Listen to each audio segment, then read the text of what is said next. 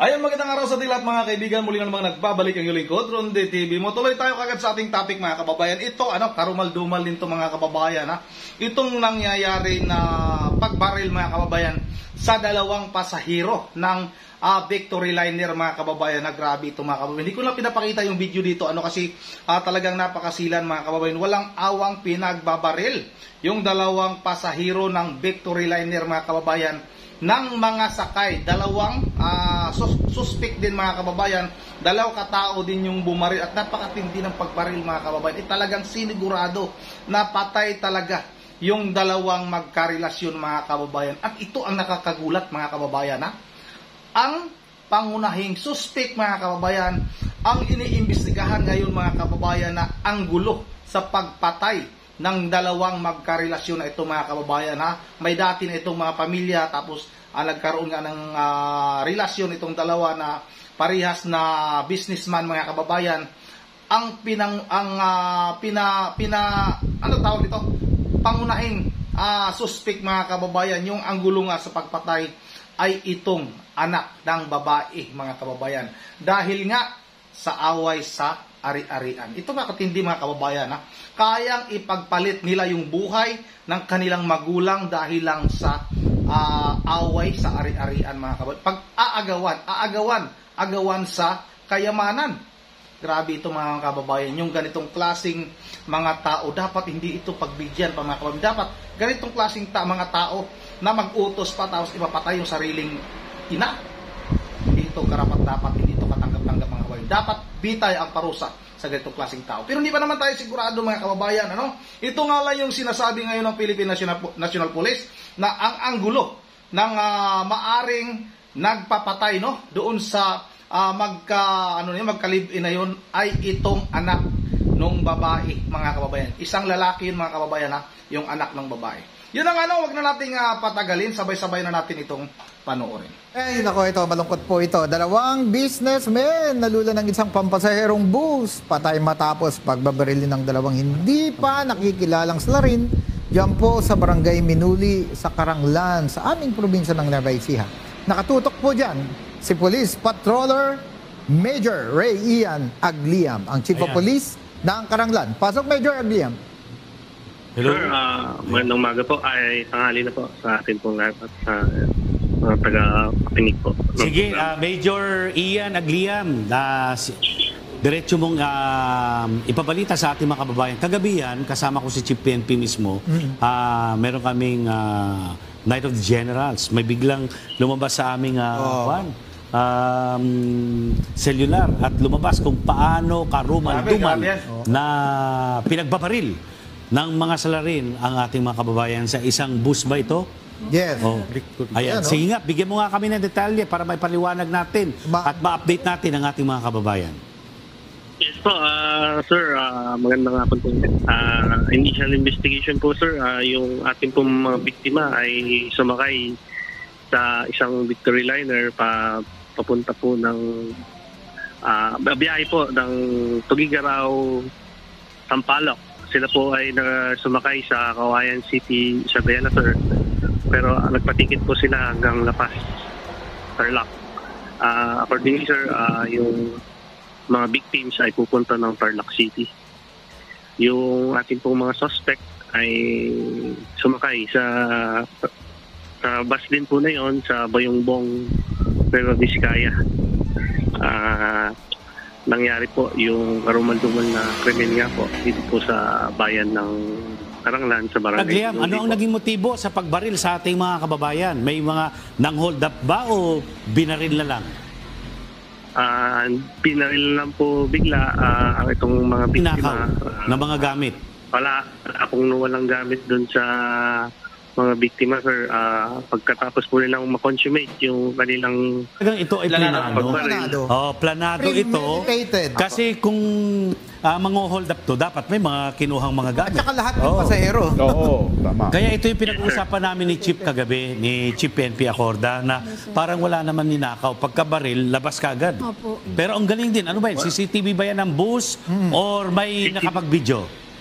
CCTV po ng bus, sir. Dashcam po ng bus, sir. Ayun. At saka kung titignan natin, hindi man lang nakamaskara yung mga salarin. Yung isa. Nakasombrero, pero kitang-kita. Oo. Sana maisubmit natin to sa ating forensic group at para ma-enhance Correct. yung CCTV, makita Kita talaga naman yung yung mukha. mukha ng mga salarin na ito. And Major Agliam, Yes po. marami Yes, kasi sir. nagtatanong, even I myself was asking, no, anong profile nung dalawang victims? Ito ba yung mag-asawa, magkaibigan? Ano? Yung profile po ng ating victim na babae is 60 years old, businesswoman po. Mrs. Suman. Apo, nakatira po siya sa Kawayan, Isabela. Yung ating pong victim number 2 na yung lalaki is 55 years old from based po sa kanyang driver's license ID is from Coronadal, South Cotabato. Pero tumutuloy po ito sa kanyang anak sa Tarlac City po. Ano ba to? Magkamag-anak? Magkanegosyo? O hindi magkakilala? Anong relasyon? Accordingly po is live-in partner po. Oh. May mga previous may mga previous relationship po, pero sila po ay nagsasama na accordingly doon sa kapatid ng babae na more or less 5 years na po Ano sa kanilang relationship. ang nagtataka kami, grabe yung manner, napaka-brazen, napaka-brutal. So, parang sobrang galit or ano ba ito? Sa negosyo ba ito? Ano ang Based profile po nito? doon sa apo sir, based po doon sa aming tinatak po ng investigation, based din sa galaw po ng mga perpetrator, more or less po, mga gun for hires po. Baka binayad po yung mga biktima. Kaya po, gano'n na lang kasi di nila i-attain yung kanilang Alam mo ito, Major Gliam, nagbabiral na ito. Oo. At siyempre, nagwa-wonder ang ating mga kababayan at naghihintay din kung ano magiging resulta ng ating investigasyon.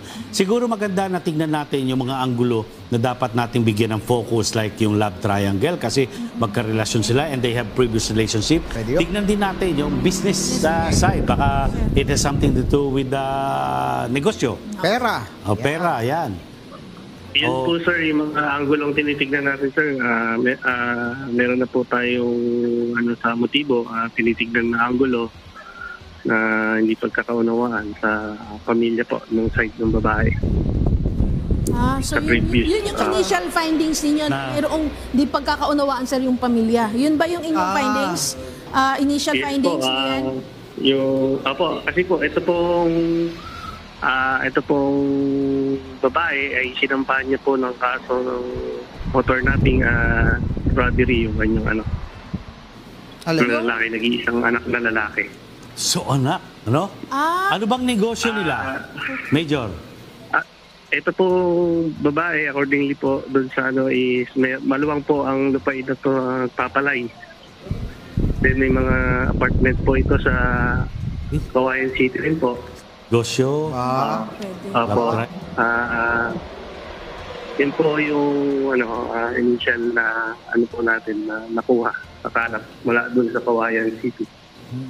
Anyway, Major Agliam, sa mga susunod na araw, siyempre naghihintay ang ating mga kababayan kung ano ang magiging resulta ng ating investigasyon. So, sana makapag-update tayo the soonest possible time at tignan natin lahat ng anggulo na pwedeng makatulong sa pagresolba ng karumal-dumal, layering, brazen, broad daylight yan. Kasi makikita mo, may kurtina lang. Pero maliwanag. Nakikita ko yung bus may liwanag sa labas. So, 50 po sir nangyari. Ako partner mga kuya, ateng, attorney. Ako sa pantaha ko lang dahil I was involved in investigations also. Yung CCTV camera na yan, isa-isahin nyo lahat ng mga nakasakay dahil kung sumakaya ng Kawayan, di ba, Bayumbong. Kawayan yung una, Bayumbong na Mabiskaya. Tapos yung Bayumbong sumakaya tayo. Yung suspect. Yung suspect, Okay. malayo, may spatter yan sa loob. Opo, hindi lang yan po. Kung saan po sila naghintay na waiting shade or bus Yan. terminal, Oo. may mga CCTV doon. Kailangan i-secure na natin itong mga CCTV footages na ito. Yes. Siyempre, huminto yan sa bus terminal. Yes. Ititignan na. Kitang-kita, naka-shorts, Kita, naka-sombrero. Tapos kung saan man huminto yan. At marami rin naman, matagal from Nueva Vizcaya to Karanglan. Ano So yun? kitang-kita ng CCTV rin sa loob ng bus. Tama. So lahat ng yung anggulo ng mga mukha ng mga ito. So nandito lang ang National Headquarters. Ipadala nyo dito kung kinakailangan i-enhance natin yung mga video footages na yan. Maraming salamat, Major Ray Agliam, at sana bukas or sa mga darating na araw ay makapagbigay tayo ng update sa ating mga Pero kababayan. mga kababayan, grabe itong pagpatay ng magka-live-in partner niya, mga kababayan. Dahil ang sabi-sabi mga kababayan, yung kilos ng dalawang gunman ay parang, akala mo daw parang mga dating pulis o dating sundalo. Dahil nga walang mga kababayan, walang parang magdadalawang isip. Ay talagang nung tinutok talaga yung baril mga kababayan, tuloy-tuloy yung pagbaril, tapos yung nasa likod, yung isang gunman pa, talagang sinigurado niya na talagang patay yung dalawa mga kababayan. At yun ang ang matindi nito, talagang ang gulo na tinitingnan ay away pamilya. Itong anak na nag-iisang lalaki, nung babae mga kababayan, ay yan yung parang may motibo para patayin nga itong magka-live-in partner na ito mga kababayan. Grabe, karumal-dumal ito.